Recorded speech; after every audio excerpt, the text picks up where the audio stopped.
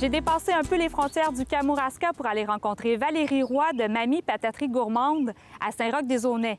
Mais vous allez voir qu'il y a quand même un lien à faire avec le Kamouraska.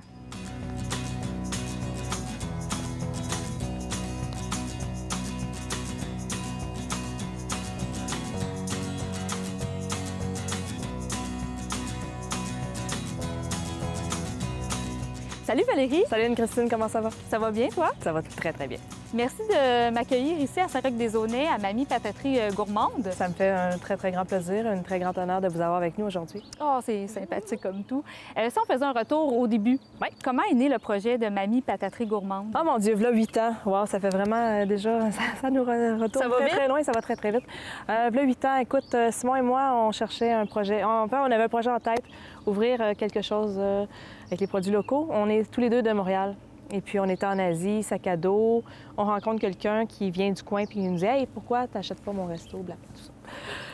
Parfait. Et j'avais 3 mois de voyage sac à dos. C'était au début, alors on s'est dit « ben good ». Fait que tout le long du voyage, du trip, puis en Asie, tu en rencontres des petites roulottes, puis tu rencontres aussi des Westphalia ouverts avec le bar, puis toute la patente, puis tout le kit.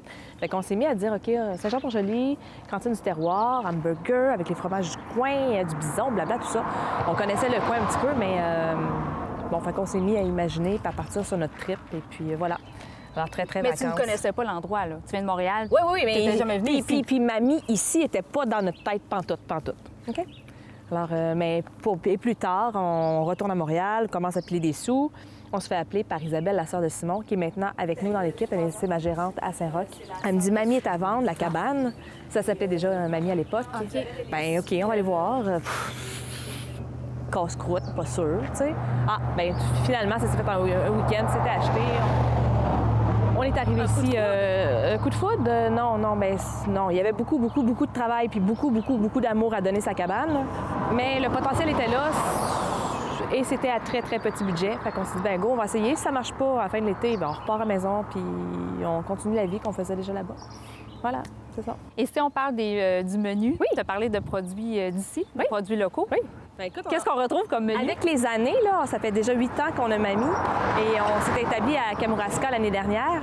Et en tout et partout, on travaille avec 30 producteurs locaux, que ce soit des viandes qui sont naturelles, sans hormones, sans antibiotiques. Alors, c'est des beaux gros burgers de bison, d'agneau, de porc. Alors, toujours 4 onces de viande, qui est quand même très volumineux comme burger.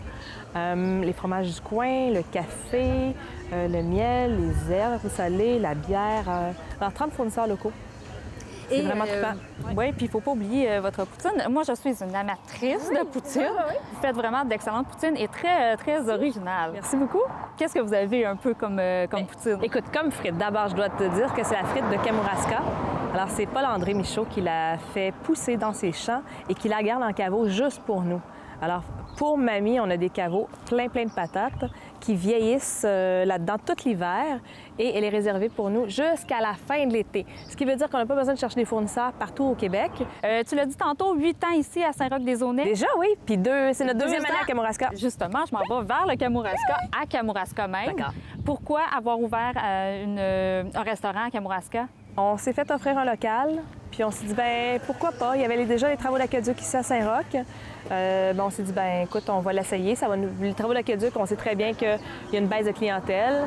Ça va nous permettre de se concentrer là-dessus en ouvrant juste 4 jours semaine à Saint-Roch. Et puis, je sais que Mamie Saint-Roch était déjà assez mature pour être autonome, sans moi. Alors, je suis partie à Kamouraska aider Simon, puis on a parti notre deuxième resto là.